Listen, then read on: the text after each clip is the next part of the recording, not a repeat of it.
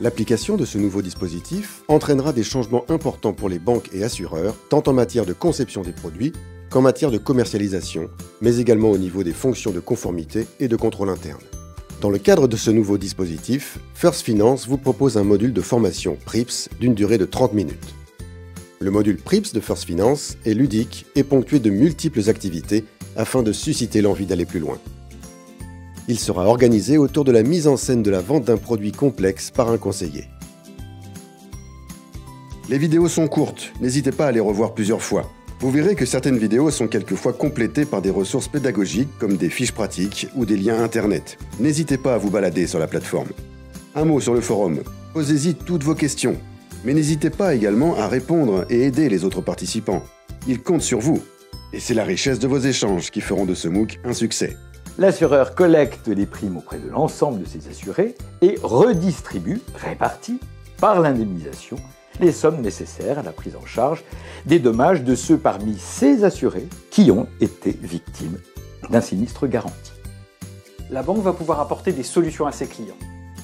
Ces solutions sont souvent englobées dans ce qu'on appelle le trade finance. C'est ce que nous allons aborder ici, toutes les solutions que la banque va pouvoir proposer à ses clients. Nous allons voir les solutions de couverture de risque de change, les crédits documentaires, comme la lettre de crédit ou la Standby Letter of Credit, et les cautions et garanties à l'international.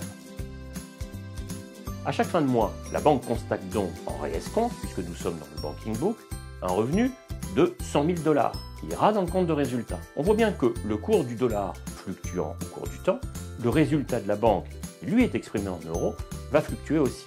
Donc si la banque veut figer son résultat acquis à chaque fin de mois, elle va devoir faire comme si elle avait reçu les 100 000 $ et les céder contre des euros. C'est ce que l'on appelle le processus de cession des positions de change résultat. Il y a une troisième, alors là c'est une personne pour le coup, pas un groupe de personnes, dans cette partie de l'écosystème qui est mon adjoint. Une personne à part, d'une part par sa fonction, mais d'autre part aussi parce que pour le coup, ma relation avec mon adjoint est extrêmement tendue. Pour diverses raisons, historiques, d'affinité, etc. Mais en tout cas, elle est tendue. Et c'est quelqu'un qui a une influence forte sur le système, j'imagine. Absolument, il y a une relation très bonne et très forte avec l'équipe de vente et une relation correcte avec l'équipe admin. D'accord.